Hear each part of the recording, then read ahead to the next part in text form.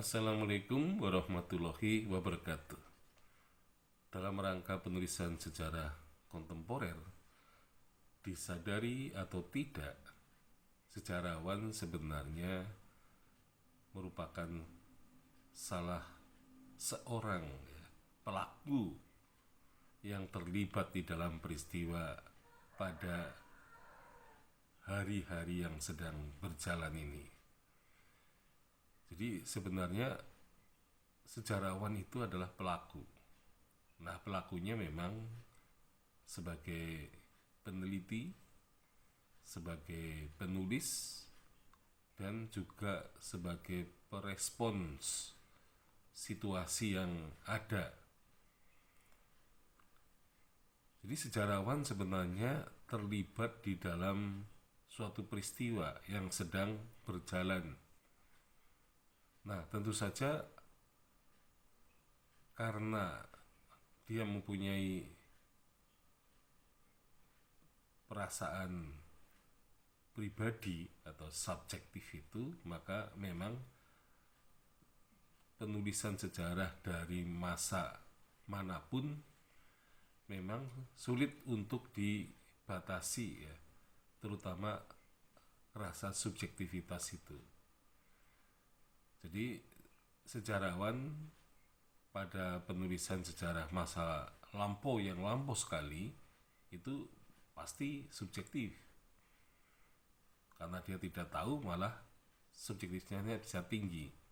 Tetapi ketika berada pada pusaran peristiwa, maka sejarawan pun juga akan sangat tinggi juga subjektivitasnya. Jadi pada dasarnya sejarawan memang tidak bisa melepaskan diri dari rasa subjektif itu. Nah, karena ia berhadapan dengan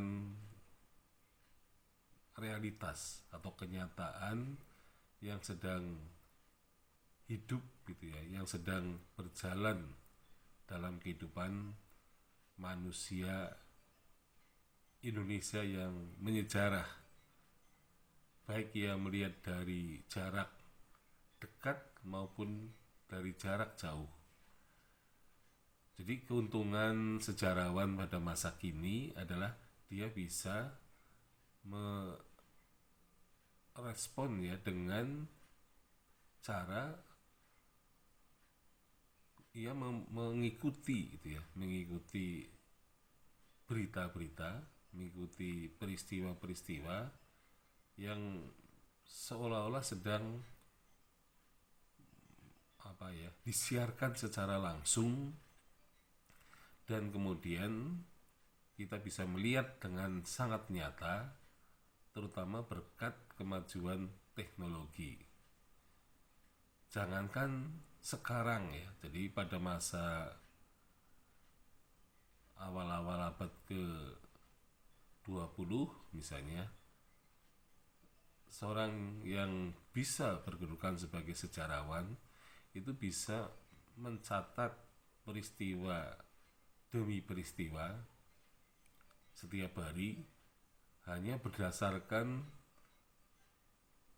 pendengarannya ya, terutama terhadap berita-berita radio. Jadi ada seorang tokoh bupati Banyumas yang mencatat peristiwa-peristiwa yang terjadi ketika Perang Dunia yang pertama meletus di Eropa. Berdasarkan berita-berita yang dipaparkan oleh radio, ternyata ia mencatat peristiwa-peristiwa itu di dalam buku hariannya itu.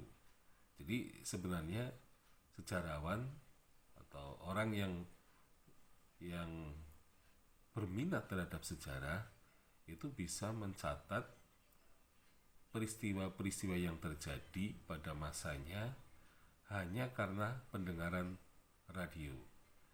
Tetapi pada masa sekarang sejarawan lebih terlibat lagi gitu ya, karena dalam peristiwa yang terjadi hari ini adalah bagaimana sejarawan harus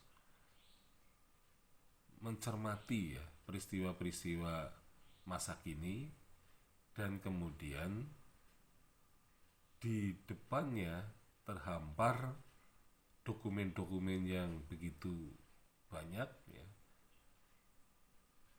Bisa dokumen-dokumen yang terutama yang disebarluaskan oleh media massa ya, seperti surat kabar, seperti radio, televisi, bahkan channel-channel ya, channel-channel YouTube ya, yang sekarang isinya sangat beraneka ragam, baik itu bersifat faktual ya, peristiwa secara konvensional, juga di situ muncul ya kesaksian-kesaksian infotainment ya, bagaimana seorang artis misalnya, bagaimana dia berpikir, bagaimana dia bercita-cita, bagaimana dia ingin melihat dan menghadapi masa depan ya, berdasarkan kesaksian yang diberikan pada waktu menghasilkan YouTube yang bernuansa infotainment. Dan ini sebenarnya menarik karena YouTube itu memberikan banyak sekali data yang tidak pernah dibicarakan selama ini. Jadi desas-desus isu gitu ya, itu bisa merupakan salah satu sumber sejarah yang bisa dijadikan sebagai objek penelitian sejarah pada masa kini. Jadi sejarawan terlibat dengan peristiwa yang sedang berlangsung, pada dasarnya ia pasti akan mempunyai rasa dan sikap subjektivitas yang tinggi.